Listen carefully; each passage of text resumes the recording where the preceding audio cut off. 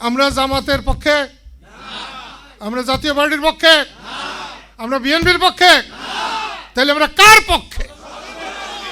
কার পক্ষে? কি নাম ওর? সালাউদ্দিন রাসেল। আমরা ওকে সমর্থন করবো, ওর মার্কা জামনা। কি সাজু, সে তার ইচ্ছা গালাগালি করছে না আহমদ আজম সাহেব গালাগালি করাইছে? তাহলে কে করাইছে? আমি বড় ভাই লতিফ সিদ্দিকীকে সংসদে যাতে জয় বাংলা বলা যায়, সংসদে যাতে বঙ্গবন্ধু জয় বঙ্গবন্ধু বলা যায়, মুক্তিযুদ্ধের কথা বলা যায়, এই জন্য আমি লতিফ ভাইকে কালিহাতের থেকে নির্বাচনে দাঁড়াতে বলেছি এবং এই জন্য আমি সাপোর্ট দিয়েছি। এতে আমার রাজনীতি থাকবে, না থাকবে। আমি নির্বাচনে জয় বাংলা বলার জন্য, জয় বঙ্গবন্ধু বলবার জন্য আমি কালিহাতের প্রচারে আমি দলীয়ভাবে সাপোর্ট করেছি। হবে না পেলেও আমি এই আহমদ আজমের বিরুদ্ধে সখীপুর বসাইলে আমি নির্বাচনী প্রচার করব। এটা কি ভালো হইলো না খারাপ হইলো?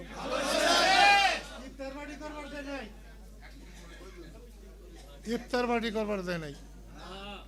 হায় রে হায়, এক মাঘে যে শীত যায় না, এইটা বুঝিয়ে দিতে হবে এইবার। কিন্তু আমি তো স্বাধীনতা বিরোধীর পক্ষে থাকতে পারি না, যাইতে পারি না। আমি তো মুক্তিযোদ্ধা, দেশকে স্বাধীন করেছি। আমি স্বাধীনতাকে বুকে নিয়েই আমি কবরে যেতে চাই। যা মুখে আইছে তাই কইছে, কয় নাই? আমাকে কাল না পরশুদিন আহমদ আজম বললেন যে আমি তো যারা যারা বেদব ছিল, যারা যারা চাঁদাবাজি করতো, যারা যারা খারাপ ছিল, আমি তাদের দল থেকে বের করে দিতে পারছি। আসলে কি সাজু, সে তার ইচ্ছা গালাগালি করছে না আহমদ আজম সাহেব গালাগালি করাইছে? তাহলে কে করাইছে? একজন মুসলমান ইফতারিতে বাধা দিতে পারে? আমরা কি এই বিএনপিকে সাপোর্ট করতে পারি? তাহলে সানোয়ার তো গেছে টাঙ্গাইলে, হাবিবের গায়ে হাত তুলেছে এই আহমদ আজমের লোকেরা। আমি বেঁচে থাকতেই আমার একজন মুক্তিযোদ্ধার গায়ে হাত, আমি এটা মেনে নিতে পারি না। আমি বড় ভাই লতিফ সিদ্দিকীকে সংসদে যাতে জয় বাংলা বলা যায়, সংসদে যাতে বঙ্গবন্ধু জয় বঙ্গবন্ধু বলা যায়, মুক্তিযুদ্ধের কথা বলা যায়, এই জন্য আমি লতিফ ভাইকে কালিহাতের থেকে নির্বাচনে দাঁড়াতে বলেছি এবং এই জন্য আমি সাপোর্ট দিয়েছি। এতে আমার রাজনীতি থাকবে, না থাকবে। আমি নির্বাচনে জয় বাংলা বলার জন্য, জয় বঙ্গবন্ধু বলবার জন্য আমি কালিহাতের প্রচারে আমি দলীয়ভাবে সাপোর্ট করেছি। আমি যখন হাবিব আমার হাত ধরেছিল, আমার হাতে কষ্ট দেখে কাঁদছিল, আমি এর আগে জানতাম না যে টাঙ্গাইল গিয়ে হাবিবের লোকজনকে মারধর করেছে। হাবিব বিএনপি করতে পারে, রাজনীতি করার তার অধিকার আছে, কিন্তু তাকে কারো মারার অধিকার নাই। তাই আমি হাবিবের ঘর থেকে যখন আমি নেমে আসি, তখন আমি সিদ্ধান্ত নিয়ে এসেছি তোমাদের সাপোর্ট পেলে সেটা ভালো হবে, না পেলেও আমি এই আহম্মদ আজমের বিরুদ্ধে সখীপুর বসাইলে আমি নির্বাচনী প্রচার করব।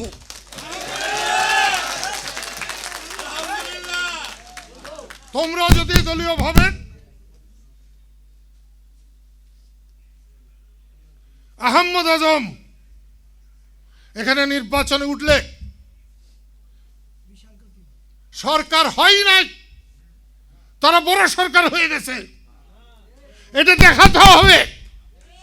71 সালে আমরা যে একতা অর্জন করেছিলাম, দারিয়াপুরের চেয়ারম্যান আসিফ তাকে জেলেও ঢুকেছে আহম্মদ আজম, আবার বাইর করে আনছে আহম্মদ আজম। এইটা যাতে না হতে পারে, আমরা জামাতের পক্ষে, আমরা জাতীয় পার্টির পক্ষে, আমরা বিএনপির পক্ষে, তাহলে আমরা কার পক্ষে? কার পক্ষে? হানাদারের চাইতেও খারাপ আহম্মদ আজম। ধানের শীষ করো। আমি কি নাম, তারেক রহমান, আমি তারেক রহমানের ইলেকশন করতে যাইতে পারি, কিন্তু আহম্মদ আজম না।